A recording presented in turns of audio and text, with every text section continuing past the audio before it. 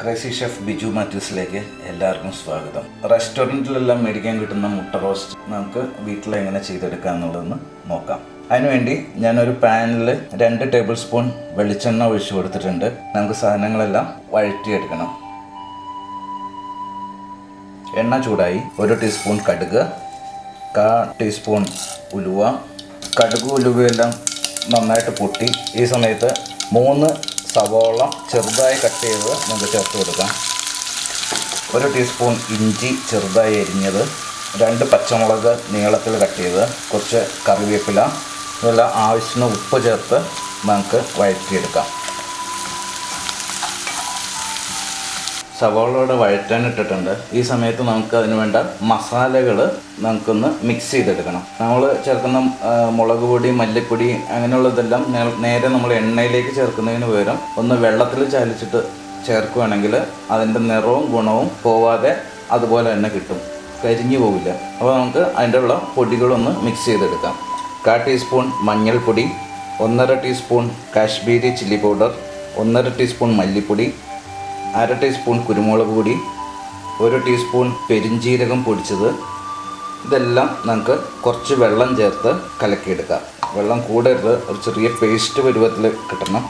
ഇപ്പോൾ നല്ലൊരു പേസ്റ്റ് രൂപത്തിലായിട്ടുണ്ട്.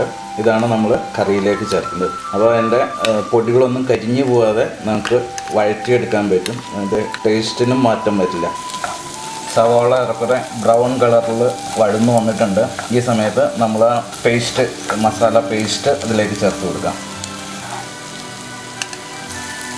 ഈ മസാലയുടെ പച്ചമണം പോകുന്നവരെ ഒന്ന് വഴറ്റിയെടുക്കാം. മസാല നന്നായിട്ട് വെന്ത് വന്നു.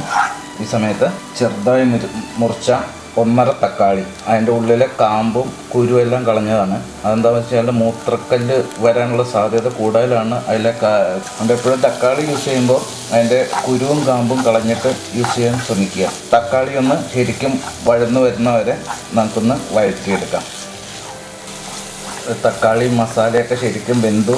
ഇനി നമുക്ക് ഇതിലേക്ക് 1/2 ടീസ്പൂൺ പഞ്ചസാര, 1/4 ടീസ്പൂൺ ഗരം മസാല ചേർത്ത് ഒന്നുകൂടെ ഒന്ന് വഴറ്റിയെടുക്കാം. ഇതിലേക്ക് ഗ്രേവിക്ക് ആവശ്യമുള്ള ചൂടുവെള്ളം ചേർത്ത് കൊടുക്കാം. എപ്പോഴും ചൂടുവെള്ളം തന്നെ ചേർക്കുക. 1/2 ഗ്ലാസ് ചൂടുവെള്ളം. പച്ചവെള്ളം ചേർത്ത് കഴിഞ്ഞാൽ അതിൻ്റെ ടേസ്റ്റ് തന്നെ മാറിപ്പോവും. അപ്പോൾ എപ്പോഴും ചൂടുവെള്ളം തന്നെ യൂസ് ചെയ്യുക.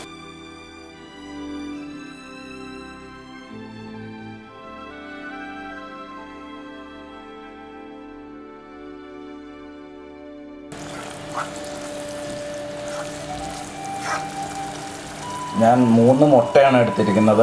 മുട്ട പുഴുകിയത്. ഇത് നമുക്ക് ഇതിനകത്ത് ചേർത്ത്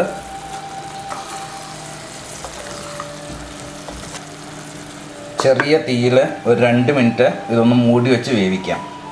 2 മിനിറ്റ് കഴിഞ്ഞു. നമുക്കിതൊന്ന് തുറന്ന് ഇതിലേക്ക് 1 ടേബിൾ സ്പൂൺ വെളിച്ചെണ്ണ ചേർത്ത് കൊടുക്കാം. ഇതൊരു സെർവിങ് പ്ലേറ്റിലേക്ക് നമുക്ക് മാറ്റാം. റെസ്റ്റോറൻറ്റുകളിലും ഹോട്ടലിലെല്ലാം മേടിക്കാൻ കിട്ടുന്ന പോലെ തന്നെ അതേ ടേസ്റ്റിലും അതേ നിറത്തിലും അതേ ഇതിലും നമ്മൾ വീട്ടിൽ തന്നെ മുട്ട റോസ്റ്റ് ഉണ്ടാക്കി